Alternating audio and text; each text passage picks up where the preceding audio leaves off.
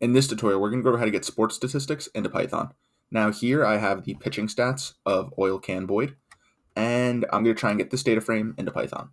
So I have here import pandas SPD, import requests, and then from BS4 import BeautifulSoup.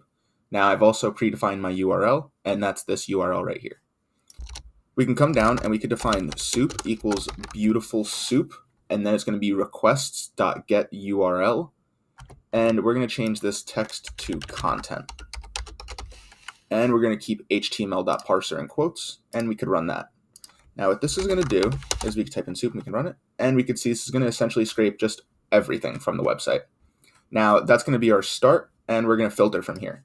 So now what we're going to want to do is df equals pd.read underscore html, and we're going to pass through string soup.findAll table, and we're going to have this ability to index here. Now I already know that this is going to be table 3, so I'm going to pass a 2 there as Python starts from 0, and we're going to want to index for the first block of that as it's a 3-dimensional frame. So here we now have ran that, and now I can view what we have. So you can see we now have all of the statistics in this table, but our issue is that we're also scraping this here. So now we can use some creative filtering to try and get rid of that. So we could do df again, and we're going to index by season. So what we're going to do is season.astype str.len, and then we can set that to equals 4.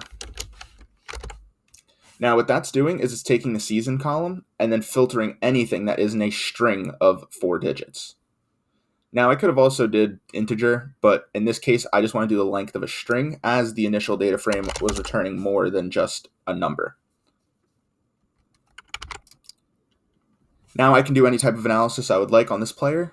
Now you can go and do this in any other sports reference website. I believe there's also a football reference, maybe a basketball reference.